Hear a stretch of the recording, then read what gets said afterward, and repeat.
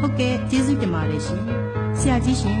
နံပါတ်၄အနေနဲ့ယနေ့လူသားတွေရဲ့ဖခင်နဲ့မိခင်အချို့တို့ဟာစာရမဏေရဲ့လှည့်စားမှုထဲမှာပါသွားခဲ့တဲ့အကြောင်းကိုဆက်ပြီးရှင်းပြပေးပါလားရှင်ကဘာဦးကနှစ်ဦးနဲ့အေဒီဥယျာဉ်အကြောင်းကိုဆက်ပြီးရှင်းပြလိုပါလေကဘာကြီးကိုဧကောဗုဒ္ဓမြတ်စွာဘုရားဖန်ဆင်းစဉ်အခါကဘာဦးကနှစ်ဦးနေထိုင်ရန်အေဒီဥယျာဉ်တစ်ခုကိုလည်းဖန်ဆင်းခဲ့ပါလေအေဒီဥယျာဉ်အလယ်မှာအသက်ပင်လို့ခေါ်တဲ့ပရိသာပင်တစ်ပင်နဲ့ကောင်းမကောင်းကိုတိကျွမ်းတဲ့အပင်တစ်ပင်ထားရှိခဲ့ပါလေပရိသာပင်ရဲ့အသီးတွေကိုစားခွင့်ပေးခဲ့ပြီးကောင်းမကောင်းကိုတိကျွမ်းတဲ့အပင်ရဲ့အသီးတွေကိုတော့စားခွင့်မပေးခဲ့ပါဘူးစားတဲ့နေ့မှာပဲတည်မယ်လို့မှာထားခဲ့ပါလေပရိသာပင်ဆိုတာ12လရာသီပတ်လုံးမပူးပင်မကြောက်မကြားစားရပေးခဲ့တဲ့အပင်ကိုခေါ်ပါလေယနေ့ကျွန်တော်တို့မြန်မာလူမျိုးတွေပြောနေတဲ့ပရိသာပင်ဆိုတဲ့ဝေါ်ဟာရဟာကဘာဦးအေဒီဥယျာဉ်ထဲကတည်ရှိလာခဲ့တဲ့စကားဖြစ်ပါတယ်ကဘာဦးကနှစ်ဦးဟာအခုမိုးခဲ့ပေမဲ့အရှက်တရားအကြောက်တရားမရှိခဲ့ပါဘူးကဘာဦးမှာအိုခြင်းနာခြင်းသေခြင်းလည်းမရှိခဲ့ပါဘူးတိရစ္ဆာန်တွေနဲ့ရောဖျားနဲ့ပါစကားပြောနိုင်ခဲ့ပါလေဖျားကိုလည်းမြင်တွေ့နိုင်ခဲ့ပါလေဖျားရင်မိဘမောင်းထုတ်ခြင်းခံခဲ့တဲ့လူစီဖာနဲ့နတ်အပေါင်းတို့ဟာအာဒံနဲ့ဧဝမရှိခင်ကတည်းကရှိပြီးသားဖြစ်ပါလေနတ်တွေဟာငွေထံဝင်စားပြီးမွေးဟန်ဆောင်ကဧဝစီကိုလာခဲ့ပါလေဟဲ့ဧဝဖျားကမစားရလို့ပြညတ်ထားတဲ့အသီးကိုမင်းတို့စားလို့ရှိရင်မျက်စိပွင့်လာမယ်ဖျားလိုဖြစ်လာမယ်စားကြည့်စမ်းပါလို့လူစီဖာကဧဝကိုလှည့်စားလိုက်တဲ့အခါဧဝဟာအဟုတ်ထင်ပြီးအသီးကိုဥစွာစားခဲ့တယ်သူယောက်ျားအာဒံကိုလည်းစားစီခဲ့တယ်စားပြီးတာနဲ့ချက်ချင်းပဲအရှက်တရားအကြောက်တရားစတင်ဝင်လာခဲ့ပြီးကိုယ်ခန္ဓာမှာအဖို့မပါကြောင်းတွေးခဲ့ပါလေဒီလိုနဲ့မိမကဖျားကိုပထမဦးဆုံးပြစ်မှားခဲ့တဲ့အတွက်မိမိယောက်ျားရဲ့အုပ်ဆိုးခြင်းကိုခံစေကလေးမွေးတဲ့အခါကြီးစွာဝေဒနာခံစေလို့ဖျားကကြိမ်ခဲ့ပါလေလူသားနှစ်ဦးဟာလည်းမြေမှုကလာခဲ့တယ်လို့မြေမှုကိုပြန်သွားရမယ်လို့အမိန့်တော်ချမှတ်ခဲ့ပါလေဒါကြောင့်လူဟာသိရင်မြေကြီးထဲမြုပ်နှံရခြင်းဖြစ်ပါလေဘုတုတ္တအနေနဲ့ပြောပြလိုတာကနတ်ကိုးကွယ်တဲ့အချိန်မှာလူမျိုးတိုင်းဟာလူသေးရင်မိရှုခဲ့ကြတာကိုသမိုင်းမှာတွေ့ရပါလေလူဟာဖျားရှိမှအဖြစ်သားဘဝကိုစတင်ရောက်သွားပြီးခဲ့တဲ့နောက်ပိုင်းမှာဖျားကိုမမြင်ရတော့ပါဘူးတိုက်ရဲ့စကားပြောလို့လည်းမရတော့ပါဘူးအရှက်တရားအကြောက်တရားအိုခြင်းနာခြင်းသေခြင်းတွေလည်းစတင်ဝင်လာခဲ့ပါလေဖျားကလူရဲ့အရှက်ကိုဖုံးဖို့တရေကိုပေးခဲ့လို့အဝတ်စတင်ဝတ်လာခဲ့ပါလေ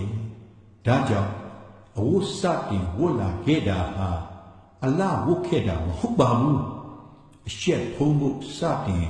ဝတ်လာခဲ့ရတာပါအိမ်တော်တိုင်းမှာလေယောက်ျားတွေဟာအိမ်တော်ဦးစီးဘဝကိုရောက်လာခဲ့ပါလေတည်ခြင်းတရားနဲ့ဆင်းရဲဒုက္ခစတင်ဝင်လာခဲ့ခြင်းဟာတနည်းအားဖြင့်သစ္စာတရား၄ပါးရှိလာခဲ့ခြင်းဟာကဘာဦးလူသားနှစ်ဦးကဖျားကိုစတင်ပြစ်မှားခဲ့လို့ဖျားကထိုသစ္စာတရားကိုစတင်ထားရှိခဲ့ခြင်းပဲဖြစ်ပါတယ်ဒီတရားရှိကြောင်းကိုလူတိုင်းလည်းသိပါတယ် နှစ်ကျိတ်ရှစ်စုနဲ့ရှင်ဂေါတမလည်းပဲသိခဲ့ပါလေဘုရားစီဗုဒ္ဓစစ်ကိုကိုးကွယ်လူသူများဟာသစ္စာတရားနဲ့တမာတရားကိုထားခဲ့တဲ့ဘုရားကိုသိဖို့လိုအပ်ပါတယ်ဟုတ်ကဲ့ကျေးဇူးတင်ပါတယ်ရှင်ဆရာကြီးရှင်နံပါတ်5အနေနဲ့ဖះကကဘာကြီးကိုရေဖြင့်လွှမ်းမိုးစေခဲ့တဲ့အကြောင်းကိုဆက်ပြီးရှင်းပြပေးပါလားရှင်ကဘာလူဦးရေဟာကဘာဦးလူသားနှစ်ဦးထဲကပဲစတင်ခဲ့ပါတယ်လူဦးရေများလာတဲ့အခါလူတွေဟာဖះကိုမမြင်ရတဲ့အတွက်ဖះကိုမကိုးကွယ်ပဲမြင်ရတဲ့လူတွေနတ်တွေတဘာဝမှာမြင်ရတဲ့ကြောက်တွေနေတွေလတွေကျေတွေဂျိုးတွေမီးတွေရေတွေကိုပဲကိုးကွယ်လာခဲ့ပါလေဒါအပြင်လူတွေဟာစားလိုက်တောက်လိုက်နဲ့ကျဉ်တ်နေခဲ့ပြီးဖះကိုငါတို့မလိုပါဘူးလို့ထင်ခဲ့ပါတယ်ဘာပဲလုပ်ရစားရရင်ပြီးရောတောက်ရရင်ပြီးရောဆိုပြီးစိတ်ရိုင်းဝင်ခဲ့ပါလေသူမိန်းမကိုယောက်ျားမရှိတော့ပဲတိရစ္ဆာန်တွေလိုဖိုမဆက်ဆံလာခဲ့ပါတယ်ဒီလိုနဲ့ဖះကလူသားတွေနောင်တရရန်တတိပေးခဲ့ပါလေနောင်တမရလို့ရှိရင်ရေအားဖြင့်အားလုံးကိုတုတ်တင်ပဲရှိမယ်လို့နောအေးကိုပြောစီခဲ့ပါလေဒါပေမဲ့လူတွေဟာဒီနေ့ခေတ်လိုပဲဖះရဲ့တရားကိုတိတ်ကြီးမဆိုင်တော့ပဲစားဖို့တောက်ဖို့ပဲစဉ်းစားခဲ့မိမိသိထားတဲ့ဘာသာရေးရှုထောင့်တမိုင်းရှုထောင့်ပထဝီရှုထောင့်သိပ္ပံရှုထောင့်ယုတ်တိဗေဒရှုထောင့်မျိုးစုံမှဖះရဲ့လူနောအေးကြီးကိုအာခံခဲ့ပါလေဖះရဲ့လူကိုမေကူများထုတ်နိုင်တဲ့သူကိုလူတော်ကြီးလူတက်ကြီးလို့ထင်ပြီးသူ့စကားနောက်ကိုနားယောင်လာလိုက်ခဲ့ပါလေနောက်ဆုံးတော့ဖះကကောင်းကင်ရေတကားတွေနဲ့စမ်းကြောင်းပေါက်အဝတွေကိုဖွင့်ပြီးရက်ပေါင်း40ပတ်လုံးမိုးရွာစေကကဘာကြီးကိုရေလွှမ်းမိုးစေခဲ့ပါလေလူတွေတိရစ္ဆာန်တွေအားလုံးနဲ့တင်ဖို့တိဆောက်ရာ၌ပါဝင်ကူညီခဲ့တဲ့လူတွေအားလုံးဟာအသက်ဆုံးရှုံးခဲ့ပြီးနောအေးမိသားစု8ဦးနဲ့တိရစ္ဆာန်တစ်မျိုးထဲကဖိုမတစုံစီကိုသာနောအေးတင်ဖို့ဖြစ်ကယ်တင်ခဲ့ပါလေယနေ့ရှိနေတဲ့လူတွေဟာနောအေးနဲ့သား3ယောက်ဖြစ်တဲ့ဟေမ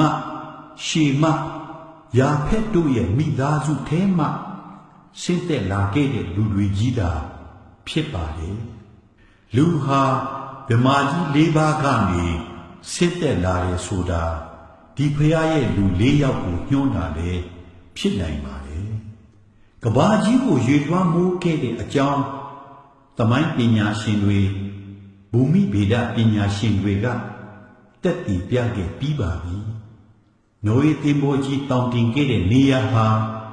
အီရန်နဲ့ရုရှားနိုင်ငံစပ်ကြားမှာရှိတဲ့ယူရဲတောင်တန်းအာရရတောင်မှာဖြစ်ပါတယ်ကဘာကြီးကိုရေနဲ့ဖျက်ဆီးခဲ့တဲ့အကြောင်းနဲ့နောက်အခါမီးနဲ့ဖျက်ဆီးမဲ့အကြောင်းသတိပေးတဲ့အနေနဲ့ဖះကသက်တမ်းကိုတက်တည်အဖြစ်တဘာဝမှာထားခဲ့ပါတယ်ကဘာရဲ့အစဖះနဲ့အဆုံးဖះဖြစ်တဲ့ခရစ်တော်ဒုတိယအကျင့်ကြွလာမဲ့အချိန်မှာလူတွေဟာနောအေးခေတ်ကလူတွေလိုပဲစားရရင်ပြီးရောတောက်ရရင်ပြီးရောဆိုပြီးစိတ်ရိုင်းဝင်လာလိမ့်မယ်ကမ္ဘာရဲ့နောက်ဆုံးကာလမှာလူတွေဟာသူ့မိန်းမကိုယောက်ျားမခွဲခြားတော့ပဲတိရစ္ဆာန်တွေလိုဖိုမဆက်ဆံလိမ့်မယ်ရောင်းမယ်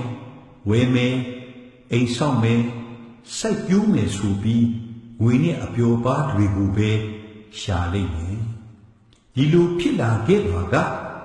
အရာရာတိုင်းကိုမိနဲ့ဖြစ်စီမဲ့အချိန်နိကလာကြောင်းတက်တန်ကလူသားတွေကိုသတိပေးနေပါတယ်ဖျားအစစ်ဗုဒ္ဓစစ်ကိုကိုးကွယ်လိုသူများဟာလူရဲ့အသက်သခင်ဖန်ဆင်းရှင်ဖျားသခင်ရဲ့အစီအစဉ်တွေကိုလည်းသိဖို့လိုပါတယ်ခရစ်တော်ဟာလူသားတိုင်း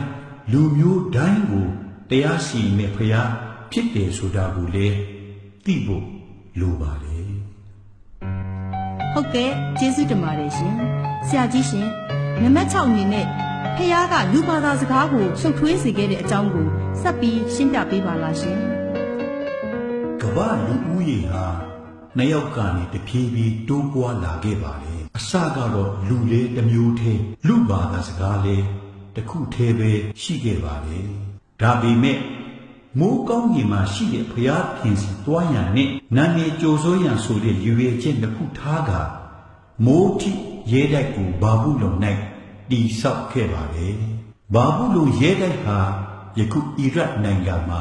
ရှိခဲ့ပါတယ်ဘုရားကသူ့ရဲ့လူများကနေတဆင့်လူတွေရဲ့အစီအစဉ်ကိုတားမြစ်ခဲ့ပေမဲ့လူတွေဟာမိုးတိရဲတိုက်ကိုဘာဘူးလုံ၌တည်ဆောက်ခဲ့ပါတယ်လူဘာသာစကားကိုဖျားကရှုပ်ထွေးစေကလူတွေရဲ့အကြံအစီကို